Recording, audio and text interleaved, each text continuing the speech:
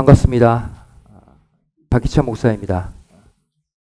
이렇게 코로나가 이제 거의 사라지고 다시 이렇게 대면 예배를 시작하는 가운데 귀한 말씀 잔치에 함께 해주신 여러분들 진심으로 환영하고 감사드립니다. 여러분, 이 땅에서 누가 진정 성공한 사람일까요? 어떤 사람은 돈을 벌기 위해 많은 수고와 투자를 합니다. 그래서 그 재물을 모으고 나는 성공했다 라고 말을 하죠. 또 어떤 사람은 열심히 노력해서 남들을 통제하는 높은 위치에 오르고 나는 성공했다 이렇게 말합니다. 하지만 이러한 성공은 우리가 이 땅을 떠날 때 멈춰버리는 성공이에요.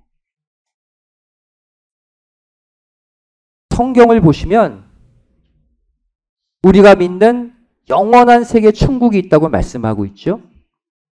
이 천국 세계에 우리 이 땅에서 열심히 투자해서 유일하게 가지고 갈 수 있는 것이 있어요. 돈도 아닙니다. 이 땅의 권력도 아니에요. 다 놔야 돼요. 그런데 열심히 애쓰고 수고해서 얻은 살아계신 하나님의 말씀만은 하늘나라로 가지고 갈 수 있다라고 말하고 있어요. 호세아서 14장 2절 말씀 보시면 너희는 말씀을 가지고 하나님께로 돌아오라 그랬거든요. 여러분, 이 땅에서 썩어 없어질 것을 위해 노력하지 마시고 천국 가서 상급으로 바뀌어서 우리에게 영원한 영화를 주는 하나님의 말씀 받기에 열심내는 모두가 되시기를 주님의 이름으로 축원드리겠습니다. 그러한 면에서 하나님의 말씀 받으러 나온 여러분들이 이 땅에서 진정 성공한 사람들이에요. 오늘부터 3일 동안 진행될 구속사 말씀 사경에는 박아브라함 목사님께서 저술하신 구속사 시리즈 7권 영원한 만대 언약 10계명의 내용 가운데 모세의 시내산 등정에 관한 말씀으로 3일 동안 진행하고자 합니다. 제가 이 구속사 시리즈를 소중하게 여기는 이유가 있어요. 바로 이 서책을 통해 성경을 보는 저의 눈이 완전히 열렸기 때문이에요. 이 책의 저자이신 박아브라함 목사님께서는 신구약 성경만 붙들고 평생을 사신 분이에요. 이 말씀 정말 깨닫고자 성경 1800번 이상 정독하시고 또 이 말씀 깨닫게 해달라고 지리산에 올라가서 3년 6개월 동안 눈물로 기도하신 가운데 성령님의 도우심으로 쓰신 원고가 사람 키만 합니다. 그래서 그 원고를 가지고 2007년 구속사 시리즈 1권 창세기의 족보가 발간이 되었고요. 매년 시리즈로 발간되다가 2014년 박아브라함 목사님이 소천하신 이후에도 원고가 남아있잖아요. 계속 발간되어서 어느덧 11권 하권까지 발간이 되었어요. 여러분, 하나님은 정확하시고 공평하신 하나님이세요. 하나님의 신구약 성경 말씀을 깨닫게 해달라고 간절히 기도하고 애쓰는 사람에게 성령의 도우심으로 열어주시고 보여주시는 하나님입니다. 저는 이 서책 가운데 7권 이 내용을 통해서 제가 받은 은혜를 여러분들에게 나누어 주고 싶어서 이번 사경회를 준비하게 됐어요.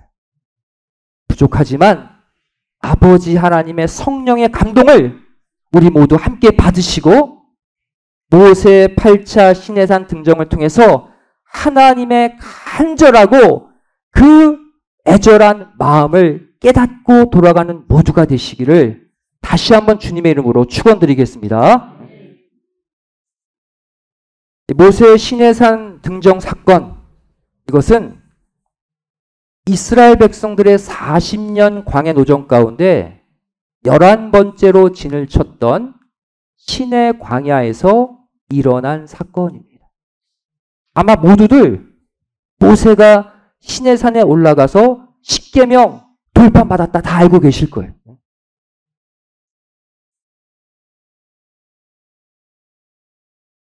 자, 이 광야 노정에 대해서 이스라엘 백성들이 400년간 애굽에 종살이 하다가 출애굽해서 40년 광야 노정을 거쳐 가나안 들어갔잖아요.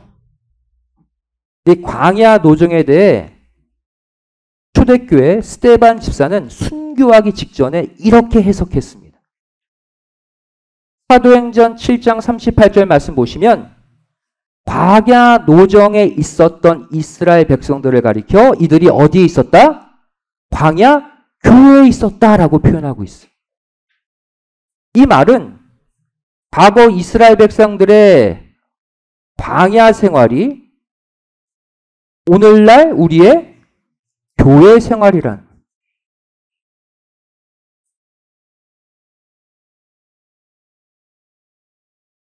또한 사도 바울도 광야 노정을 이렇게 해석을 했습니다.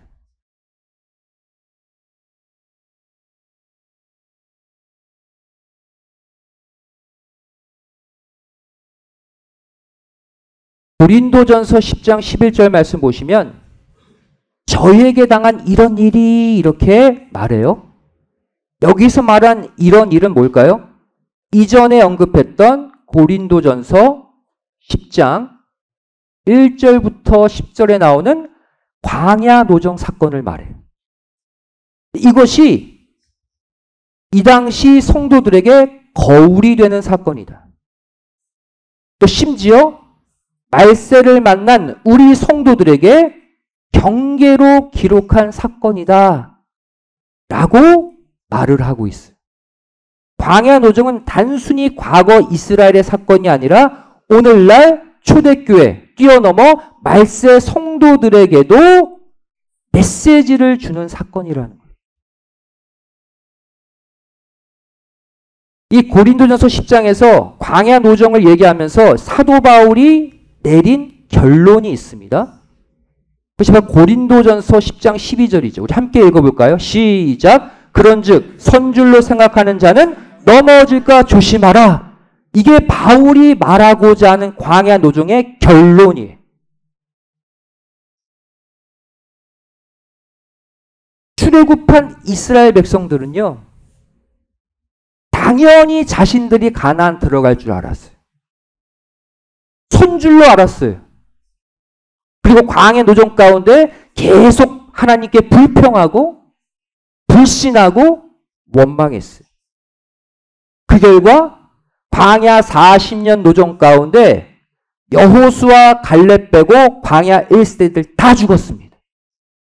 선줄로 생각하다가 넘어졌다. 이게 바울이 얘기하고 싶은 광야 노정의 뼈아픈 교훈이에요. 오늘날의 성도들도 마찬가지로 오늘날 신령한 광야교회에 있는 우리 성도들도 손줄로 생각하는 자 넘어질까 조심하라고 말씀하고 있어요. 여기에 참석한 여러분들은 스스로 선줄로 생각하지 않고 말씀 내가 더 배워야지, 더 깨달아야지, 말씀대로 더 살아야지 하는 마음으로 이 자리에 참석하신 줄로 믿습니다. 여러분, 우리 모두 광야 노정 성공하고 신령한 가나안 천국 다 들어가야 돼요. 이 광야 노정이 오늘날 우리의 교회 생활의 압축판이라면 이 광야 노정을 더 고도로 농축하고 있는 것이 바로 모세의 시내산 등정입니다. 모세의 시내산 등정은 단순한 역사적 사건을 뛰어넘어서 우리 교회 생활 전체를 압축하고 있어요. 성경을 자세히 보시면 모세는 시내산에 총 8번 올라갔다 내려왔다고 말하고 있어요. 성경을 잘 안 보면 8번 오르락 내리락 했다는 거 잘 몰라요. 근데 이 구속사 시리즈 7권 영원한 만대의 언약 10계명을 보면 날짜와 심지어 요일까지 정확하게 8번의 입산과 하산을 기록해 놓고 있습니다. 지금 제가 하고 있는 강의를 오늘 전단지 보신 분 계시지만 바로 구속사적 해석의 강의.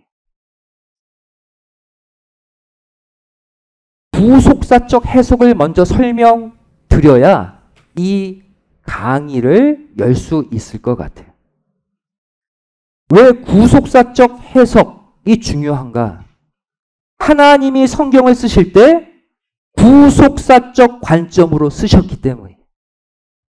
그래서 이것을 읽는 성도들도 구속사적 관점으로 해석해야 풀리게 되어 있어요. 구속사적 해석은 어렵지 않습니다. 크게 두 가지 방법이에요. 첫 번째는 뭐냐면 바로 성경에 등장하는 핵심 사건들이 예수 그리스도와 연결되어 있다는 것을 감안하고 보는 거예요. 성경이 이것을 증거하고 있죠. 누가복음 24장 27절 말씀 보시면 예수님이 직접 증거하십니다. 모세와 및 모든 선지자의 글로 시작하여 모든 성경에 쓴 바 자기에 관한 것을 설명하셨다. 과거 모세의 글과 선지자의 글, 구약 성경이 예수님을 가리키는 내용이라는 거예요. 예수님을 염두에 두고 쓰여진 성경이라는 거예요. 또 누가복음 24장 44절은 더 구체적으로 말하고 있죠. 모세의 율법과 뭐예요? 모세오경, 창세기, 출애굽기, 레위기, 민수기, 신명기. 그리고 선지자의 글, 선지서를 말하죠. 또 시편, 이거는 시가서를 말합니다. 즉 구약 전체가 누구를 가리켜 쓴 책이다? 나 예수를. 따라서 예수님이 말씀하신 대로 구약 성경의 핵심 사건마다 우리는 누구와 연결시켜야 돼요? 예수님과 연결시켜야 풀리게 되어 있어요. 이것이 구속사적 해석입니다. 구속사적 해석의 두 번째 방법은 바로 성경의 구속사를 나의 구속사로 접목시키는 거예요. 그렇지 않으면 성경은 나와 아무런 상관이 없는 이스라엘의 역사일 뿐입니다. 고린도전서 10장 6절 말씀 보시면 그런 일은 그랬죠. 아까 얘기했던 광야 노정 사건이에요. 이것은 오늘날 교회 생활을 하는 우리의 거울이다. 저들처럼 악을 저지르지 않기 위해 우리를 위해 썼다라고 기록하고 있어요. 실제 과거의 사건이지만 나를 위해, 나를 구원하기 위해 기록하셨기 때문에 나와 연결시켜야 돼요. 구속사적 해석은 예수님과 연결시키고 나와 연결시킬 때 성경이 풀리는 해석을 말합니다. 이 두 가지 관점을 가지고 모세의 시내산 등정을 풀어가도록 하겠습니다. 자, 우리가 지금 공부할 내용은 신의 광야 가운데 시내산 딱 한 군데에 고정되어 있어요. 시내산은 성경에 호렙산으로도 표현되어 있죠. 같은 산입니다. 시내는 무슨 뜻이에요? 가시나무 숲이란 뜻이에요. 또 호렙은 건조한 곳, 메마른 곳이란 뜻입니다. 자, 그러면 이것을 구속사적 관점으로 보겠습니다. 특별히 오늘날 나의 삶으로 끌어들여 보면 이것은 어떠한 메시지를 줄까요? 여러분의 바깥 세상의 인생을 보시면 딱 이렇습니다. 가는 곳마다 가시밭길이에요. 그렇지 않습니까? 가는 곳마다 목말라요. 특히 코로나를 만난 이후로는 모든 것이 나를 찌르는 가시고 또 내가 정말 내 목마름을 해결하려고 해도 진정한 물을 주는 곳이 없어요. 다시 말해 가는 곳마다 가시밭길, 가는 곳마다 메마른 황량한 나의 삶의 현장을 보여주는 것이 시내산이고 호렙산이에요. 한마디로 우리의 인생이 뭐라는 거예요? 우리의 인생이 시내라는 거예요. 가시나무 숲. 우리의 인생이 뭐라는 거예요? 메마른 곳, 호렙이라는 거예요. 우리의 삶의 현장을 투영하고 있는 것이 오늘 우리가 살펴볼 시내산입니다. 우리의 삶의 현장으로 함께 보시길 바래요. 그러면 이제 모세 시내산 등정에 앞서 이 전체 구도를 살펴보도록 하겠습니다.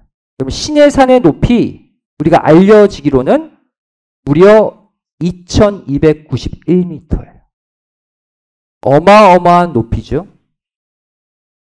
우리 대한민국의 높다는 한라산도 1950m예요.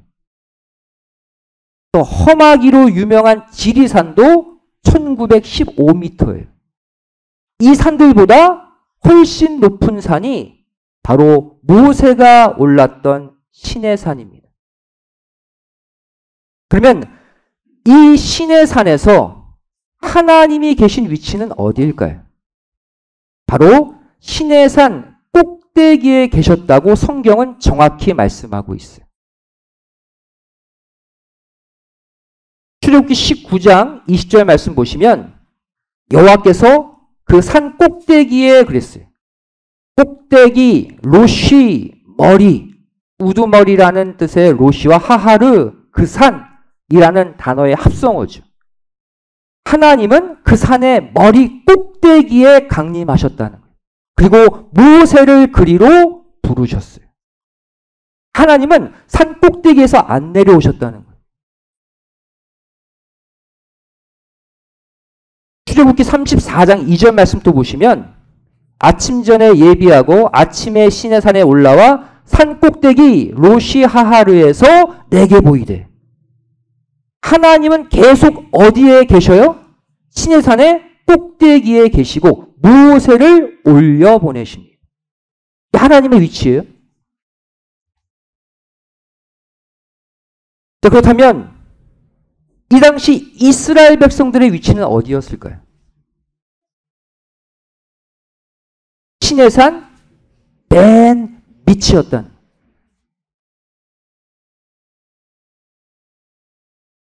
출애굽기 19장 2절 말씀 보시면 그들이 르비딤을 떠나 시내 광야에 이르러 그 광야의 장막을 치되 어디에? 산 앞에 장막을 치니라 그랬죠? 이 산이 어떤 산이에요? 시내산. 산 앞에 장막을 쳤다는 것은 산 맨 밑이죠. 아예 산에 올라가지도 못한 거예요. 산 앞에 쳤으니까. 이게 이스라엘 백성들의 위치입니다.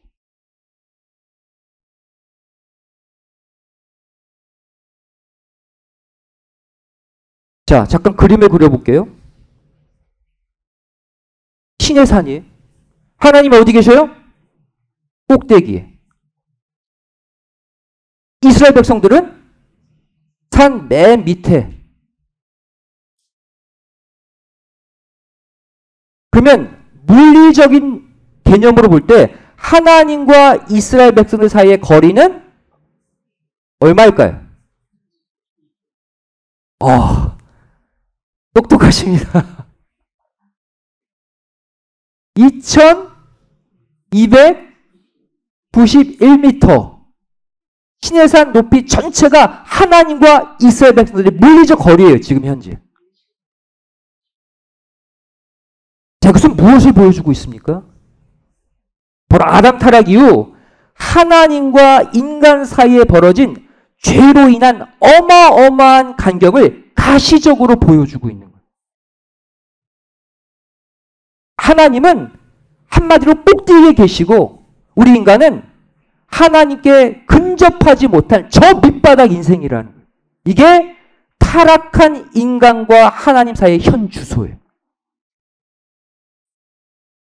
그 어마어마한 영적 거리를 신의 산의 높이가 보여주고 있어요.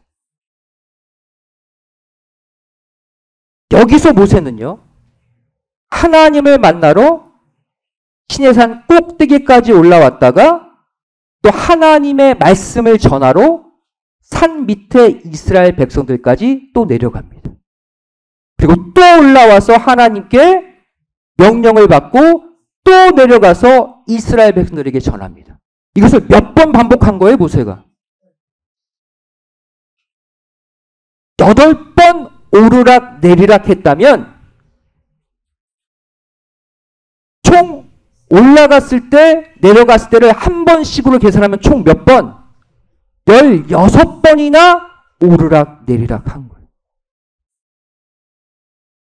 우리가 신의 산에 모세가 걸었던 총 거리 알 수 있어요. 그죠? 그럼 계산 안 해봤잖아요. 이거 계산하면 모세가 달라 보여요. 자, 아까 신의 산 높이가 2291m라고 그랬죠.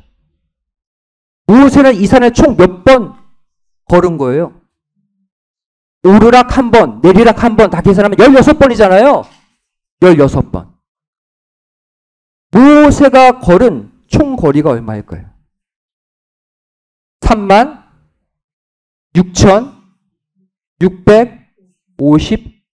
36,656m.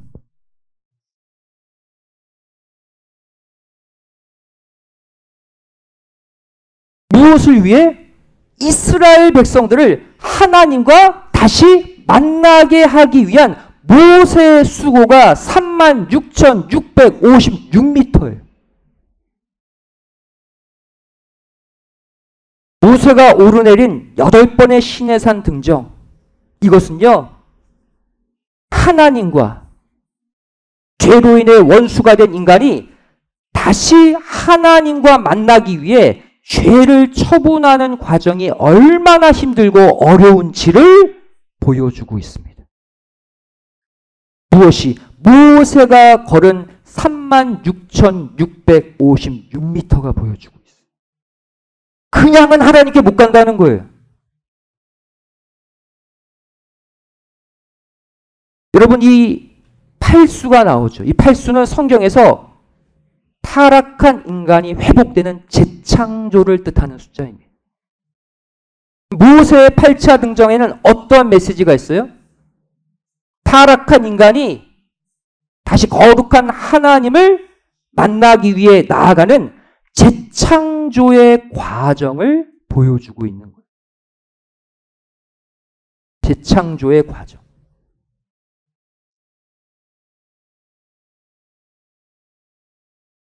그 길은 험난하고 어려운 길이다. 중요한 것은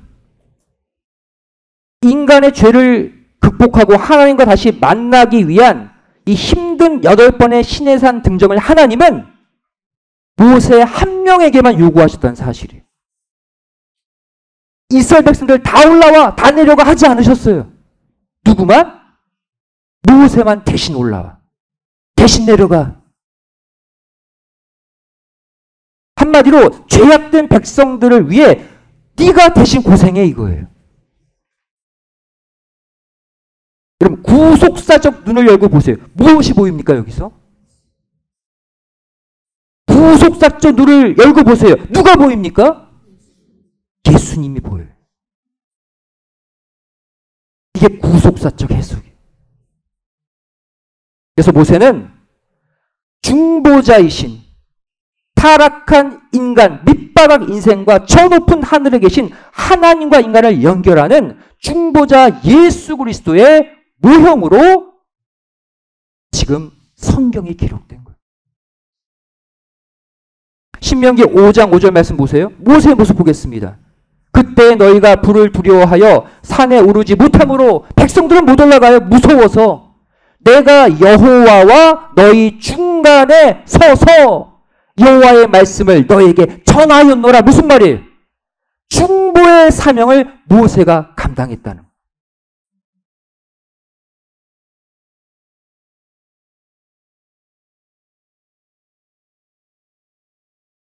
디모데전서 2장 5절 말씀 보시면 예수님이 똑같은 위치에 등장하십니다. 함께 읽겠습니다. 디모데전서 2장 5절 시작. 하나님은 한 분이시요 또 하나님과 사람 사이의 중보도 한 분이시니 곧 사람이신 그리스도 예수라. 하나님과 인간들 중간에 서서 하나님의 말씀은 아버지의 명령은 영생인 줄 아노라 하고 그대로 백성들 사람들에게 전수하신 예수님도 유일한 중보자라. 여기 보시면 그 중보자 예수님을 사람이신 그리스도라고 사람을 강조하고 있죠. 왜 이런 표현을 썼을까요? 창조주이심에도 불구하고 사람 편에 서 주신 고마우신 주님을 강조하기 위해 사람이신 중보자 예수다. 이렇게 표현하고 있는 거예요. 8차 시내산 등장을 통한 모세의 그 피땀 흘린 고생, 우리 이걸 통해 무엇을 봐야 됩니까? 온 인류의 죄가 놓여진 무거운 십자가를 지고 그 골고다 언덕을 오르시는 예수님의 고난, 예수님의 고통이 보여야 돼. 그래야 성경을 쓰신 원저자 하나님의 마음을 가지고 읽는 거예요.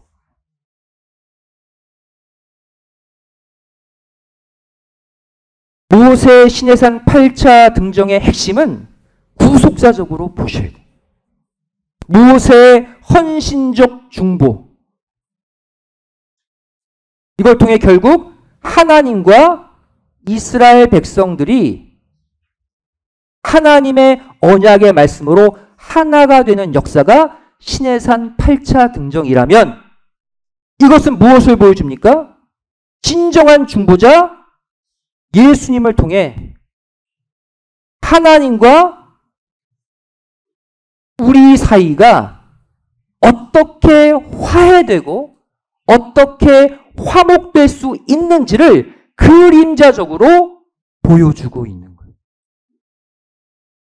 이것을 함께 봐야 모세의 8차 등정을 올바로 보는 거예요. 자, 이런 관점으로 이제 1차 입산부터 살펴보도록 하겠습니다. 모세 시내산 1차 등정, 1차 입산은 3월 2일 월요일, 출애굽한 지 46일째에 이루어졌습니다. 자세한 내용은 구속사 시리즈 7권을 구입하셔서 함께 집에서 보시기 바랍니다. 1차 입산의 핵심, 하나님께서 이스라엘 백성들에게 언약 체결을 제의하십니다. 너희들 나와 언약 맺자. 이게 1차 입산한 모세에게 주신 하나님의 메시지. 출애굽기 19장 3절 말씀 보시면 모세가 하나님 앞에 올라가니 그랬죠. 카운트해 보면 이게 1차 입산입니다. 1차 입산. 8차 가운데 총 첫 번째 입산이에요. 이후 시내산에 오른 모세에게 하나님이 첫 번째 말씀을 주십니다. 그것이 출애굽기 19장 4절이죠. 내가 애굽 사람에게서 그들에게 어떻게 행한 것, 10대 재앙 말하죠. 너희를 내가 어떻게 업어서 여기까지 데리고 왔는지 너 그거 알아라. 이것이 하나님의 첫 번째 말씀이에요. 그 다음 이후에 두 번째 말씀이 뭡니까? 출애굽기 19장 5절 6절. 너희가 내 말을 듣고 내 언약을 지키면, 언약 얘기를 하셔요. 그럼 너희를 뭐 만들겠다? 나의 거룩한 백성 만들겠다. 1차 등정한 모세에게 주신 이 두 번째 말씀이 바로 시내산 등정의 궁극적 목적이에요. 무엇입니까? 이 모세의 8차 등정을 통해 내가 너희를 언약 백성 만들고 그 이후 너희를 지켜줄 것이다. 라는 하나님의 계획이 선포되는 장면이에요. 그리고 마지막에 어떤 말씀을 덧붙입니까? 너는 이 말을 이스라엘 자손에게 그대로 내려가서 전하라 그랬어요. 이것이 바로 중보자의 사명입니다. 중보자의 사명은 뭐예요? 하나님의 마음과 뜻을 고스란히 인간에게 전하는 거예요. 예수님이 그 일을 하시지 않았습니까? 나는 아버지께 받은 것만 말한다 그랬잖아요. 또 원수된 우리 인간과 아버지 하나님을 연결하기 위해 계속적으로 아버지 하나님의 말씀을 전하셨던 분이 중보자 예수님이에요. 그 역할을 지금 모세에게 맡기고 있는 것이죠. 당일 모세는 곧바로 1차 하산을 합니다. 출애굽기 19장 7절 8절 말씀 보시면 모세가 와서 그랬죠. 백성에게 왔어요. 바로 무엇을 가리킵니까? 1차 하산이죠. 그날 또 2291m를 또 내려왔어요. 당일날.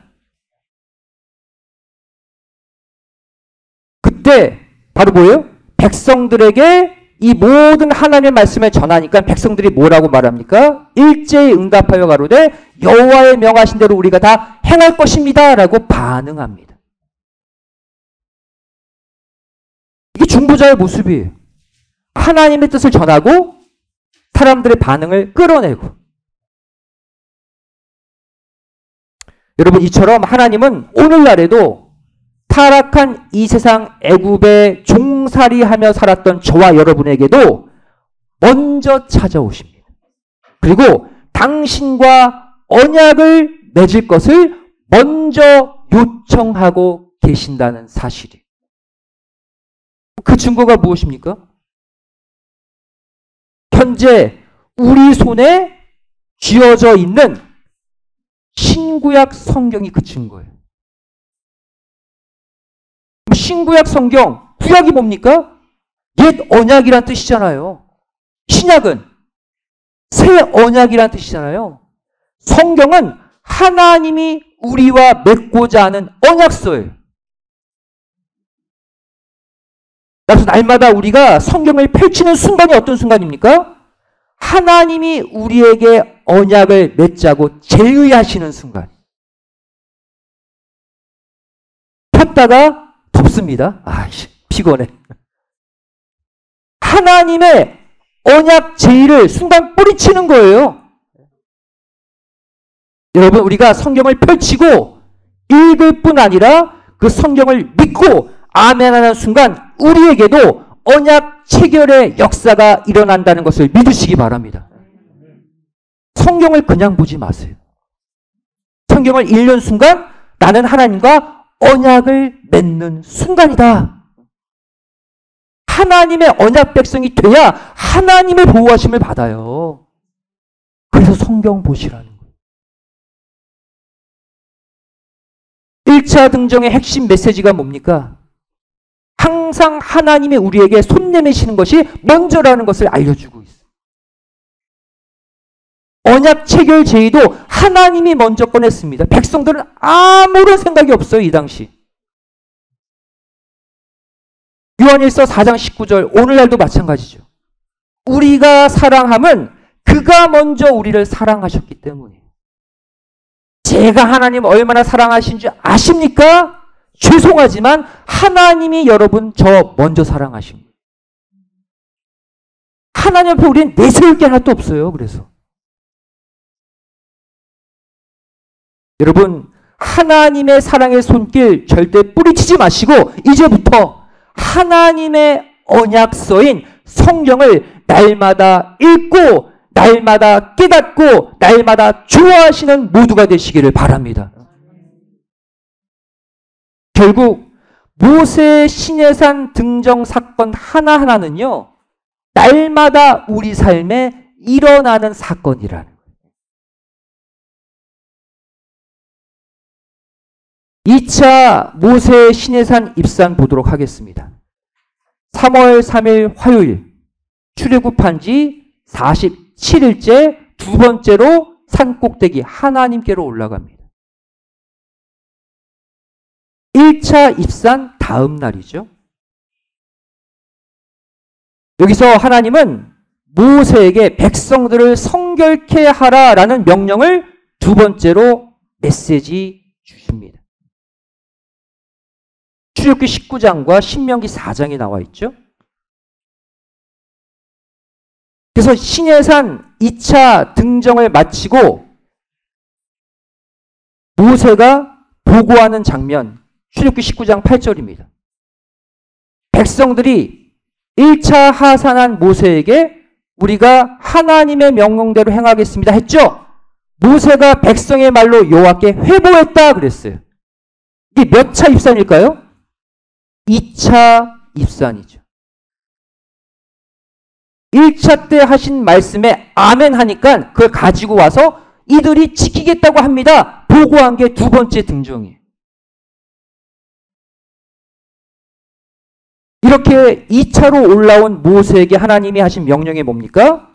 첫 번째, 백성들의 몸을 성결케 하라. 성결을 명령하셨어요. 출애굽기 19장 10절 11절 말씀 보시면 너는 백성에게로 가서 오늘과 내일 그들을 성결케 하며 그들로 옷을 빨고 3일을 기다리게 하라. 성결 명령을 내리십니다. 또 당일 모세는 또 2차 하산한 후 백성들에게 이 말씀을 고스란히 전합니다. 이게 중보자의 자세예요. 출애굽기 19장 15절 말씀 보시면 백성에게 이르되 제3일을 기다리고 여인을 가까이 하지 말라. 성결케 하라는 명령을 여인을 가까이 하지 말라로 구체적으로 전합니다. 여기서 기록된 여인은 히브리어로 이샤라는 단어를 쓰고 있어요. 이샤는 결혼한 여자라는 뜻이에요. 누굴 가리킵니까? 자기 아내를 말하는 거예요. 아내. 보통 아내와 잠자리하고 자녀를 낳는 게 보통이잖아요. 그런데 이 3일만큼은 부부간에 잠자리도 하지 말라. 이게 하나님의 모세를 통한 명령이에요. 이처럼 하나님은 구속사적으로 중요한 일을 앞두고 반드시 성결을 요구하십니다. 오늘날도 마찬가지예요.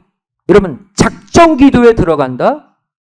내가 금식 기도에 들어간다? 그때는요, 지극히 거룩한 환경을 만들어 놓고 그 일을 시작하셔야 돼요. 왜?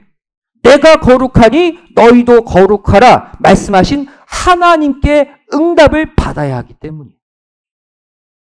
따라서 성경을 보시면 요단강을 건너기 전 가나안 입성이라는 위대한 사명을 감당하기 전에도 성결을 하나님이 요청하신 것을 볼 수가 있어요. 여호수아 3장 5절이죠. 너희는 스스로 성결케 하라. 그 다음에 요단강 건너 가나안 들어가게 하셨어요. 또 사도 바울도 작정 기도를 위해서만큼은 부부끼리 잠자리 하지 말라고까지 얘기했습니다. 고린도전서 7장 5절 말씀 보시면 부부는 한 방을 써야 된다는 거예요. 그게 원칙이다. 그런데 다만 기도할 때는 작정기도, 금식기도 내가 꼭 응답받기 위해 기도에 집중할 때만큼은 합의상 분방해도 된다라고 말하고 있어요. 성결을 요구하고 있는 것이죠.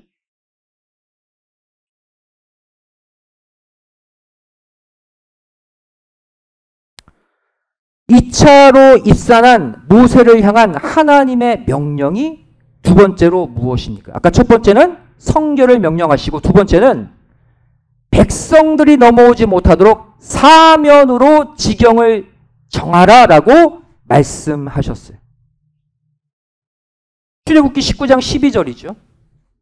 백성들 못 올라오게 한마디로 산 사면에 펜스 치라는 거예요. 울타리 치라는 거예요. 산을 넘어서 나에게로 오면 죽는다 그랬어요.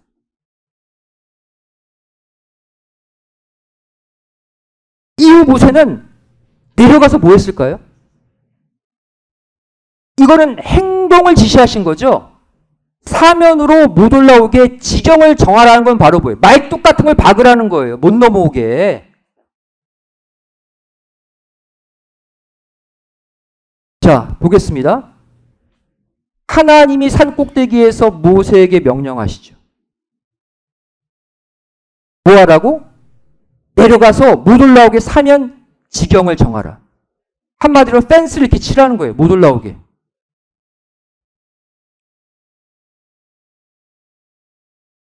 이 사람이 모세입니다. 그러면 모세가 시내산 높이가 2291m인데 사면 경계를 치는 게 쉽습니까?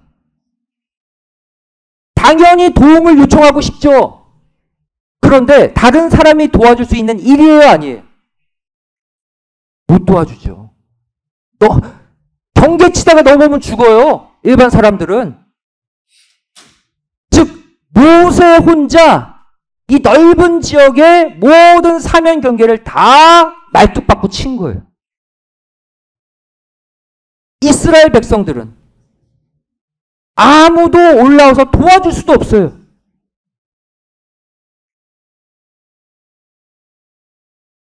모세의 헌신, 예수님이 온 인류를 위해 속죄하시기 위한 그 헌신을 함께 보시길 바랍니다. 모세의 수고가 어마어마한 수고라는 거예요.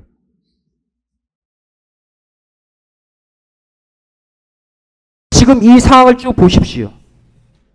현재 하나님과 이스라엘 백성들 사이의 관계가 따뜻합니까? 차갑습니까?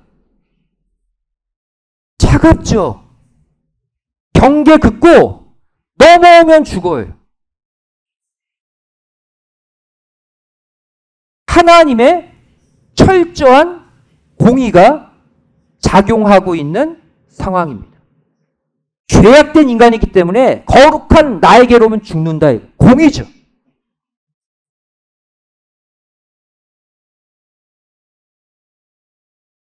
이 가운데 3차 시내산 입산이 일어납니다. 이틀 후, 즉 성결 3일째 되는 날, 출애굽한 지 49일째 3월 5일 목요일입니다. 다시 세 번째로 2291m를 올라온 모세에게 하나님이 어떠한 명령을 하셨을까요? 그 먼 거리 다시 올라왔는데 좀 새롭고 의미 있는 명령 주시면 좋잖아요. 어떤 명령 하셨어요? 내려가서 시내산 올라오지 말라고 다시 말해 그랬어요. 기껏 2291m 올라왔는데 아까 2차 때 말씀하신 올라오지 말라고 사면 경계 정하라는 내용을 다시 전해 내려가서. 이게 3차 입산한 모세를 향한 하나님의 명령입니다. 출애굽기 19장 20절 말씀 보시면 모세가 올라가매 그랬죠. 하나님이 부르시니까 3차 입산입니다. 이어지는 출애굽기 19장 21절 22절 말씀 보시면 3차 입산한 모세에게 뭐라고 말씀하십니까? 내려가서 백성을 신칙하라. 신칙이 뭐예요? 단단히 일러서 경계하라는 거예요. 올라오면 내가 돌격해서 죽일까 하노라. 여러분, 하나님의 이 명령에 모세가 곧바로 이 당시 순종하지 못했습니다. 그 다음 구절 출애굽기 19장 23절 말씀 보시면 모세가 하나님께 뭐라고 대답합니까? 아니 산 사면의 지경 2차 때 올라왔을 때 정하라고 그랬잖아요. 이미 정했어요. 못 올라오게 이미 경고해 놨어요. 그래서 시내산에 못 올라올 거예요. 왜 같은 얘기를 또 하라고 하십니까? 그 얘기예요 지금. 왜? 2291m를 또 내려가야 돼요. 새로운 명령 받은 게 좋잖아요. 모세 입장에서도. 같은 명령을 또 하래. 이때 하나님의 반응이 무엇입니까? 출애굽기 19장 24절에 가라 내려가서 결국 나에게 올라오지 못하게 다시 명하라. 똑같은 말씀 반복하셨어요. 왜 하나님은 같은 명령을 3차 때 또 하셨을까요? 이전에 경고했음에도 불구하고 경계를 넘어서 하나님께로 오다가 죽을 사람을 이미 보셨기 때문이에요. 여러분 오늘날 우리도 이럴 때가 있습니다. 말씀의 명령이 떨어져요. 우리는 어떡합니까? 다 전달했어요. 다 수행했습니다. 걱정하지 마세요. 다음 명령 주세요. 하나님이 야 또 그거 해. 그래. 그거 했는데요. 다시 해. 여러분 현실로 바꿔 말하면 목사님이 같은 설교를 또 해. 한 달 전에 한 설교인데. 왜 반복하실 수밖에 없을까요? 제대로 깨닫고 행하지 못하기 때문에 반복하시는 거예요. 여러분 같은 설교 또 듣는다고 불평하지 마세요. 목회자는 기도하고 하나님께 받는 거 하는 거예요. 아직도 못 깨닫고 아직도 그 말씀대로 못 사니까 하나님이 목회자를 통해서 또 말씀하시는 거예요. 결국 하나님의 이 강력한 말씀에 모세는 순종하고 맙니다. 출애굽기 19장 25절에 백성에게 내려가서 그랬죠. 이것은 3차 하산입니다. 그리고 그들에게 다시 올라오지 마 신칙합니다.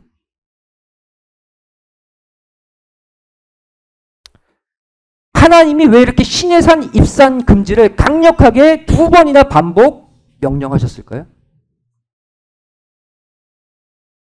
하나님은 무서우신 분이니까? 아니에요. 사랑하시기 때문에. 한 명이라도 경계를 넘어서 올라오다가 죽을까봐 또다시 넘지 말라고 이르라고 말씀하신 거예요. 그럼 여기서 우리는 하나님의 본질, 속성에 대해 정확히 알아야 합니다. 여러분 하나님의 속성은 크게 2가지죠. 죄악, 불의는 반드시 심판하시는 공의를 갖고 계시고요. 또 인간에 대한 무한한 은혜와 사랑, 자비를 갖고 계신 자비 용서의 하나님이시기도 합니다. 2 속성이 서로 충돌하는 속성이죠. 그러면 질문하겠습니다. 하나님의 속성, 공의와 사랑 가운데 어떤 속성이 더 클까요? 공의가 더 클까요? 똑같을까요? 사랑이 더 크고 싶죠, 여러분. 사랑이 훨씬 커요. 엄밀히 말해 하나님의 공의도 하나님의 무궁한 사랑을 근거로 한 공의입니다. 베이스는 사랑이에요. 우리를 너무나도 사랑하시기 때문에 엄격하신 거예요. 한 명이라도 죽을까봐, 지옥 갈까봐 매를 대시는 거예요. 하나님의 엄격한 공의는 사랑이 베이스다. 이거를 알아야 돼요.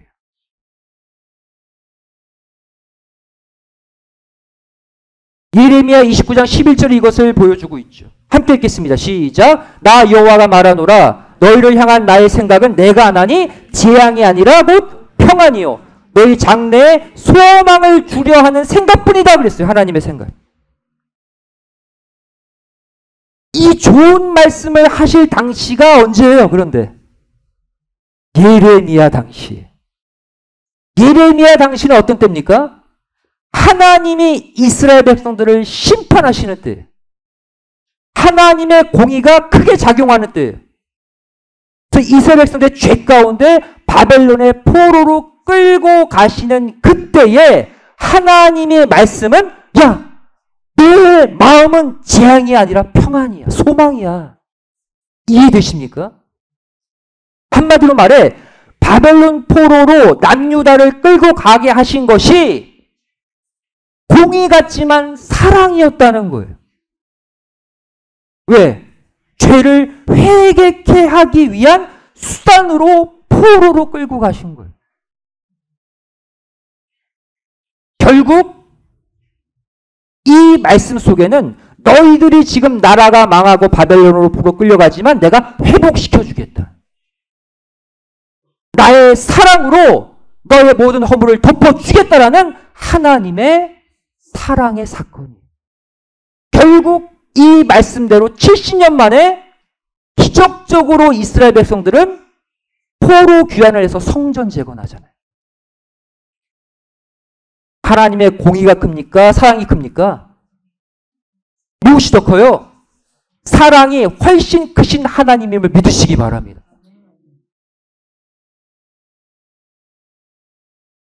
모세의 8차 등정 공부를 다 끝내고 나면요, 여러분, 하나님의 사랑이 여러분들이 생각하는 것보다 훨씬 크다는 것을 깨닫게 되실 거예요.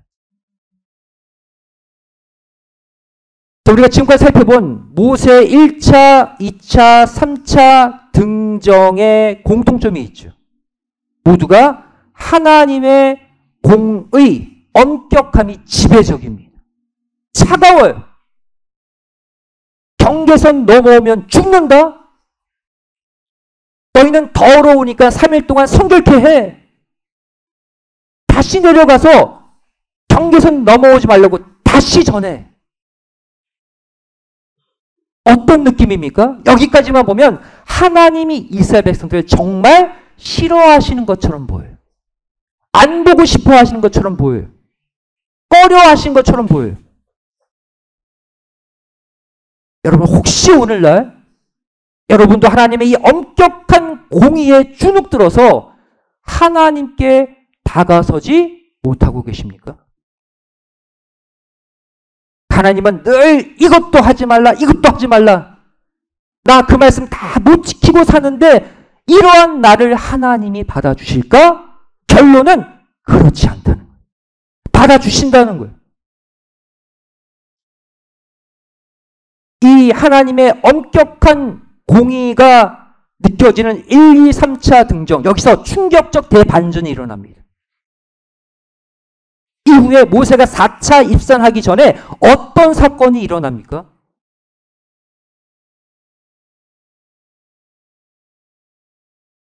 산을 몇 번 그린지 모르겠어요, 오늘. 하나님이 산 꼭대기에서 안 내려오셔요? 이스라엘 백성들은 산 밑에서 못 올라가요? 왜? 아예 하나님이 공의의 경계까지 쳐버리셨어요. 누구만 올라오게 허락하셨어요? 모세만.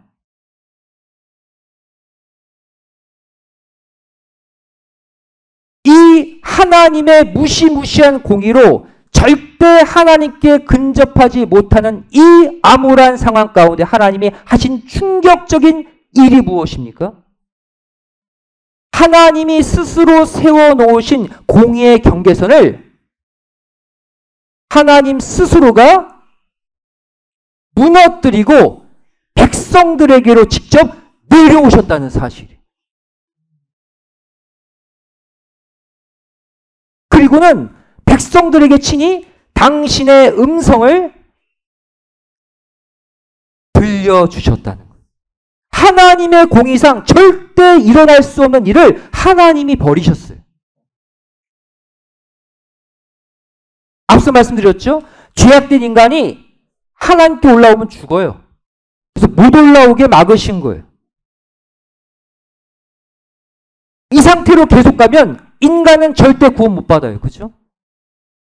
하나님과 계속 경계를 두다가 그냥 멸망당해야 돼. 그래서 하나님이 선택하신 게 뭐예요? 너희들은 못 올라오니까 내가 내려가겠다. 스스로 쳐놓은 공의의 펜스를 뚫고 스스로 내려가시겠다는 거예요.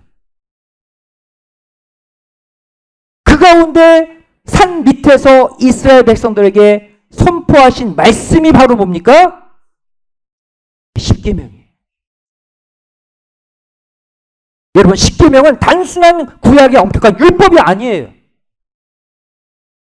당신의 공의를 스스로 깨부순 당신의 사랑 그 자체가 십계명임을 믿으시기 바랍니다. 왜? 이 공의의 경계선을 뚫고 내려와서 하신 말씀이 십계명의 말씀을 음성으로 들려주셨어요.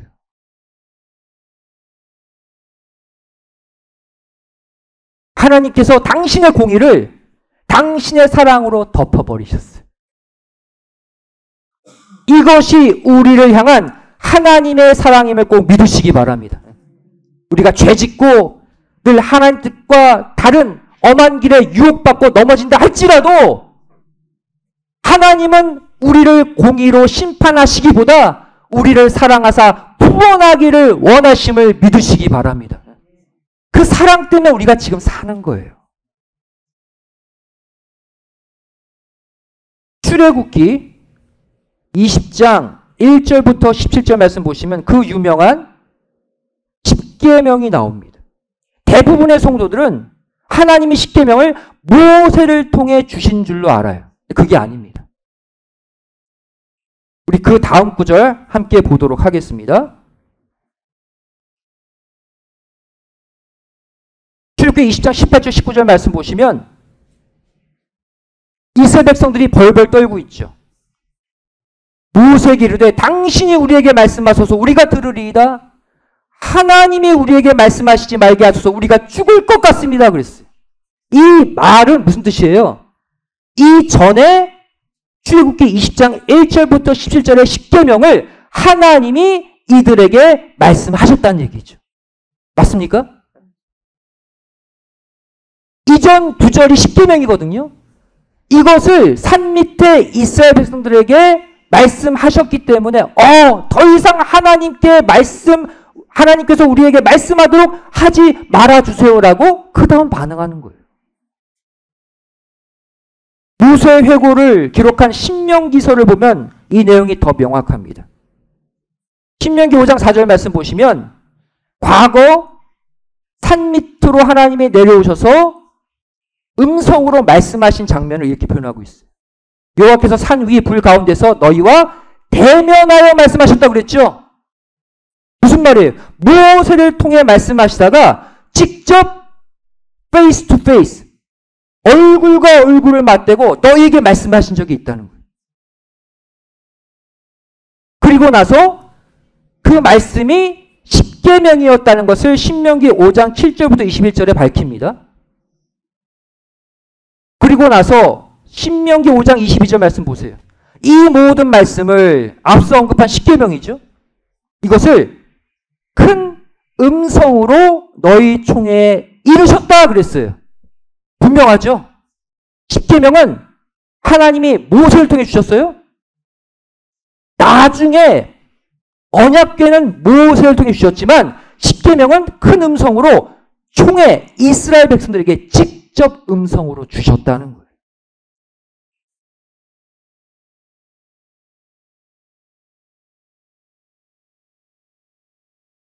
이렇게 하나님이 스스로의 공의의 경계선을 뚫고 산 밑으로 내려오셔서 이스라엘 백성들에게 음성으로 십계명을 전파하신 후에 모세가 4차로 시내산에 올라가서 세부 율법과 세부 계명을 받은 거예요. 이해되시죠? 십계명은 하나님이 백성들에게 직접 주셨고 이후에 모세가 4차로 올라가서 율법과 세부 계명을 따로 받은 거예요. 여러분, 오늘날 저와 여러분도 마찬가지입니다. 여러분, 하나님의 공의의 속성상 하나님과 우리는 절대 만날 수 없어요. 왜? 우리는 죄로 가득하잖아요. 하나님은 지극히 거룩하신 분이. 하나님의 공의의 펜스가 오늘날에도 하나님과 우리 사이에 쳐져 있습니다. 하나님의 본질 중 하나가 공의이기 때문이에요. 이 상태로 우리는 하나님께 직접 못 갑니다. 가면 이스라엘 백성들처럼 죽어요. 그럼 이 상태로 하면 우리도 영원히 하나님 못 만나고 구원받지 못합니다. 여기서 우리가 구원받을 수 있는 유일한 방법 뭐예요? 똑같아요. 하나님께서 스스로 세워놓으신 공의의 경계선을 스스로 깨고 직접 말씀을 가지고 우리에게 내려오시는 방법밖에 없다는 거예요. 그분이 누구십니까? 오늘 말씀의 결론은 뭐예요? 예수예요. 구약 공부인데 결론은 예수예요. 이게 구속사예요. 우리는 하나님께 못 가는데 하나님이 스스로 공의의 펜스를 깨고 말씀을 가지고 내려오신 분, 바로 예수 그리스도라는 사실이에요. 요한복음 1장 14절 말씀하고 있죠. 말씀이 육신을 입고 우리 가운데 내려오셨다. 왜? 우리가 못 가니까. 그러면 구원받지 못하니까. 성도 여러분, 오늘을 시작으로 이번에 갖는 3번의 말씀 사경회를 통해서 하나님과 나 사이를 가로막고 있는 2291m의 거대한 시내산이 완전히 사라지시기를 주님의 이름으로 축원드리겠습니다. 사라져야 돼요, 결국. 이것을 위해 로마서 8장 34절의 일을 주님은 지금도 하고 계셔요. 마지막 구절 함께 읽겠습니다. 시작. 누가 정죄하리요? 죽으실 뿐 아니라 다시 살아나신 이는 그리스도 예수시니 그는 하나님 우편에 계신 자요 우리를 위하여 간구하시는 자니라.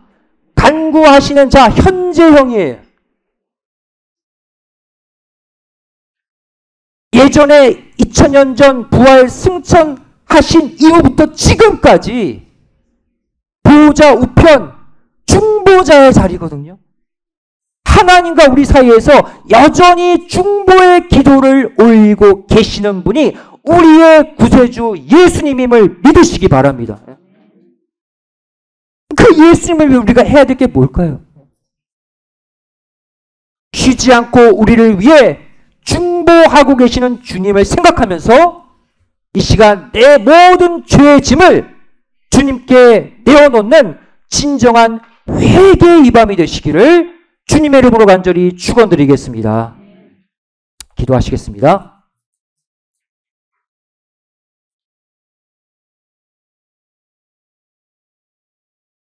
당신의 엄격한 공의를 당신의 무궁한 사랑으로 덮어버리신 사랑의 아버지 하나님, 죄를 날마다 죄짓고 죽음과 멸망의 길로 갈 수밖에 없는 우리를 스스로 공의의 경계선을 부수고 예수님을 우리에게 내려보내주신 은혜 진심으로 감사드리옵나이다. 그를 모세를 통해 예수님의 중보의 피나는 헌신을 발견하기를 소원합니다. 그동안 느끼지 못했던 예수님의 눈물 어린 헌신, 중보, 희생의 사랑을 이 시간 깨닫고 다시는 죄 짓지 않기를 결심하는 이 밤이 되게 하여 주시옵소서. 이번 3일의 집회를 통해 멀어졌던 예수님을 마음에 다시 모시고 예수님을 통해 성부 하나님께로 나아가는 축복의 길이 가정마다 열리게 하여 주시옵소서. 감사드리오며 사랑 많으신 예수님의 이름으로 기도드리옵나이다. 아멘. 하나님께 말씀드리겠습니다.